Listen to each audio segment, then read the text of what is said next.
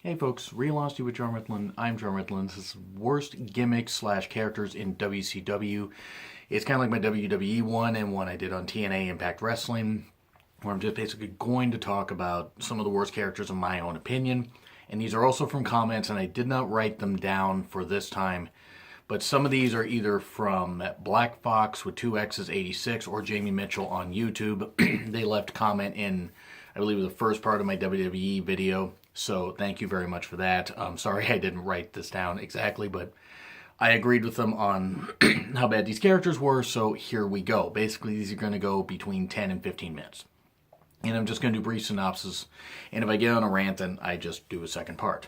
So anyway, worst characters in WCW. Oklahoma. I have ranted on Ed Ferrara before, the fat, disgusting fuck that he is, that decided to pick on JR's Bell's palsy. And it would have been one thing if JR had just been the weird, Oklahoma Sooner cowboy hat wearing guy and had not had health issues. If Ed Ferrara had just mocked his voice and not done the facial expressions and making fun of the Bell's palsy thing and that kind of stuff, whatever. He would have mocked JR and that would have been it. He would have mocked JR's voice and his gimmick, but not his actual disease. The problem I had was him mocking the disease. Now, I don't know who came up with the idea. I did hear an interview piece with Russo where JR was talking to him and Russo felt bad for that, so maybe it was Russo's call, and maybe Russo and Ed Ferrara came up with it. At least Russo apologized to JR about it, so I'm not going to really throw that against him. I will throw it against Ed Ferrara, though, the disgusting fat fuck that he is, the worthless individual that he is, as far as the wrestling business goes. Oklahoma was an abortion of a character, and the fact that he was ever the Cruiserweight champion was ridiculous. Physique aside, because I'm not in the best shape either, the fact that he failed as a wrestler and failed as a creative genius, especially once he left Vince McMahon's watch, because Vince McMahon usually can spin straw into gold out of most anybody, not everybody. But he can find the best of some people. And Ferrara gets to WCW, my God, it's like, what in the world? I mean, making fun of a man's disease was ridiculous. I mean, that was my problem. JR can be you can easily make fun of somebody as far as, like, their appearance, like, or how they dress, and maybe in the cowboy hat thing, and how they talk, without going to the disease thing. But doing the whole facial thing was what bothered me most of all. But yeah, Oklahoma was a ridiculous character and showed how WCW, whether it was AOL Time Warner, that stuff taking effect. I mean, the merger was going to take a year. I think it was signed in January 2000, December 99, January 2000, and it was going to take a full year for the whole thing to go into effect. I really wish Ted Turner had never done that, because you never know where WCW might have ended up. Because AOL Time Warner didn't want anything to do with wrestling. It has thrown TNT into the shitter since, and a lot of Turner broadcasting.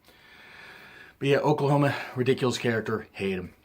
Absolutely hate him. I mean, it just... And Ed Ferrara, I mean, that's just based solely, my opinions are based solely on his time in WCW and his brief time in WWE, or not WWE, because he was never on TV in WWE that I'm aware of, but in TNA, like in the very beginning of TNA Impact Wrestling, when they were still on weekly pay-per-views, he did a little commentary, and the guy was a horrible commentator also.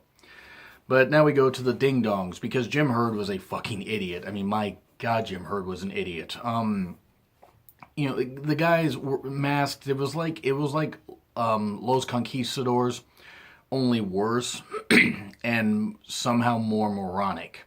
In Los Conquistadors, the gimmick worked just the same. I mean, it was more of a joke in WWE. Would have worked better in AAA or something like that, where they respected lucha wrestling and lucha looks.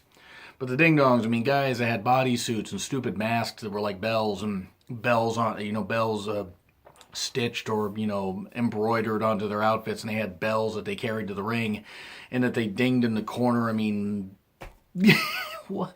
This is like when I remember thinking how great WCW was in ring action, like, for years and years, in my opinion, especially from about 92 to 96, maybe even 98. WCW, a lot of times in ring, from top to bottom, was better than WWE was in the ring.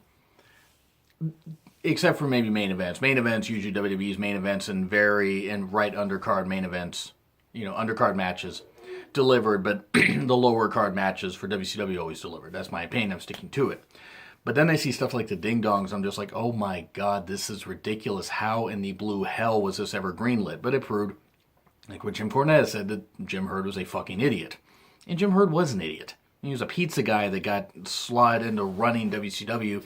And it's no wonder WCW had issues and became a laughingstock for years, despite all the great talent that they had.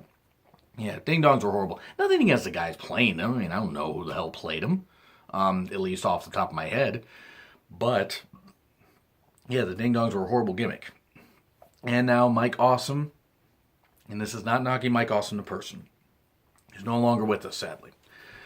They made him the fat chick Thrilla, where he had fat women by his side or whatever, and women that he took care of because wrestling. And then he was the 70s guy again because wrestling. It was ridiculous.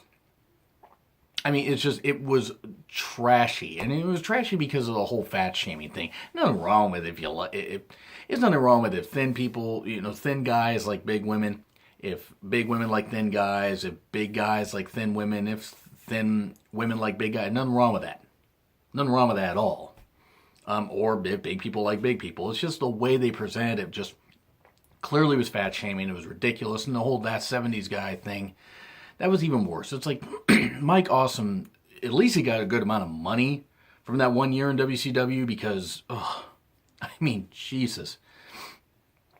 It's smart that he left ECW anyway because at least WCW still could pay their talents on time. Apparently Mike Awesome was not getting paid by Paul, or at least very well.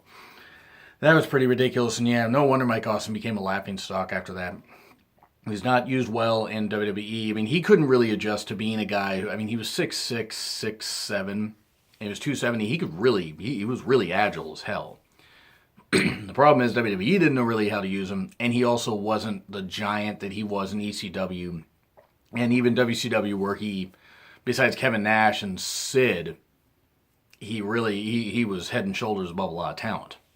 But yeah, they ruined Mike Awesome. It was bad. And Seven, the best part of Seven's gimmick, besides the vignettes that were greenlit and then were cut down, it's like, oh, we have to edit this and make this look all kinds of. We have to tone this down because it looks like he's a child abductor or something like that, or he's trying to, whatever. It was just really weird. Like these vignettes where I'm like, what is going on? And then the entrance, which was really cool. His debut, he floated to the ring. It was obviously he was on cables, but it was pretty cool. And then you see the look once the lights come up, and it's Goldust in a trench coat and a big hat and white base paint and whatever. And he basically just says he left WWE because of shit like this. And it was a gimmick that could have had potential. Had, like I said, really cool entrance, but my God, boy, if Dustin didn't shit all on this, and I don't blame him. Now, it was a work shoot. I think that Dustin basically said, I'm not going to do this, and I just, let's end this. I'm going to rip this apart. It was smart because the gimmick was, after the entrance, the gimmick was completely gone. Like the aura was gone, kind of like Ultimate Warrior. Seriously, and then once that was all gone, once his entrance was done, that was it. But about Seven, yeah, then he became the American Nightmare, Dustin Rhodes. What does that sound like? Oh yeah, Cody's using that. Nothing against Cody. It's just people saying the American Nightmare name is so revolutionary. No, it's not. Dustin did it first. But there are a lot of new fans who don't realize that. But anyway, yeah, Seven was shit. And now Oz. It is a wonder that Kevin Nash stuck around the wrestling business with being Master Blaster. I think he was Steel. I think he was Master Blaster Steel. I don't remember. I know he's one of the Master Blasters. Then he was Oz. And he was Vinny Vegas. And Vinny Vegas might make an appearance on here. But that one was so short-lived that I don't even think there's really a point. It was just him doing a bad East Coast accent. Even though he's supposed to be from Vegas. It was not good. But yeah, Oz, this big entrance. It was the Wizard of Oz, and he was supposed to be the wizard, and he was in a stupid dunce cap and a old man beard and facial thing. And then you had Dorothy and the Scarecrow and Tin Man and the Cowardly Lion, this kind of stuff. He had this big entrance, and he takes out the thing. I believe it was Super Brawl 91 that he debuted at. And I'm watching this, and I'm just like, what in the world is this? I mean, I'm 10 years old, and I'm watching. I'm like, this is crap. I had at the time I hadn't had pay-per-view capabilities. My buddy down the street did, and actually let me use the tape. He would actually tape the stuff. His dad was really good with electronics, so he figured out a way to do it. But he gave me the tape, and I remember watching this, and he said, "So what do you think of Oz?" And I mean, he was a couple years older than me. I said it was shit, and he goes, "Oh, thank God. I thought the younger people would enjoy it." I said, "Oh no, this is shit." I mean, I said they took, even at 10 years old, I recognized they took one of the Master Blasters and turned him into Oz, and it was somehow a worse gimmick. It was somehow worse. It was somehow more ridiculous. But anyway, yeah, Oz is just crap. And I mean, it didn't last very long. I mean, how could it last that long? It's a good thing Kevin Nash went on to do better things. And now we move to Ernest Miller. Ernest the Cat Miller. I hated watching Ernest Miller on TV. The guy was so uncharismatic. The guy, for whatever reason, was over on TV. I mean, I don't know the guy personally, obviously. I'm basing solely on his character. His character was uninteresting to me. He couldn't work in the ring. He couldn't wrestle for nothing. I don't care if he's a 3-time world karate champion. He was bad. He was, in later years, he was a commissioner, and then he wasn't a commissioner, and he was a commissioner again. And he was involved in that feud where he teamed with Glacier versus Mortis and Wrath, and no one cared because it was shit. God, it was such shit. I mean, what in the world was this? I mean, it's like it was such a... You had these Mortal Kombat rip-off characters, and then you had Ernest Miller, who somehow made Johnny Cage seem likable, and Jax seem likable, the guy with the metal arms. Good thing I said about arms. You would never guess with this handy mime. Ernest Miller, though, I mean, it's like the guy was terrible. The guy was terrible in WWE, but his WCW run, apparently he was friends with Eric Bischoff, which is about the only reason I think he got pushed. I mean, whatever. If you're friends with the boss, it works out. I'm not going to knock Eric or anything. Not that anybody important is ever going to, not that any wrestler is ever going to watch this. Not anybody important, but just wrestling fans usually watch this anyway. Ernest Miller was shit, though. I mean, he was just absolute shit. Terrible. So that's where I'm going to leave this off, actually. Those were selections I made, so I'm actually going to do more selections that people suggested in the next show. But leave in the comments some gimmicks that you can think of that were absolutely horrible in WCW. And this could be all the way back from the Jim Crockett era up to, the end of WCW. Whatever you would like to suggest. And if I think it was bad, I'll put it on here. Anyway, do you agree? Do you disagree with what I said? Like, share, comment, subscribe. Twitter link is in the description. It's been Real Honesty with John Ritlin. I am John Ritlin. I will see you soon.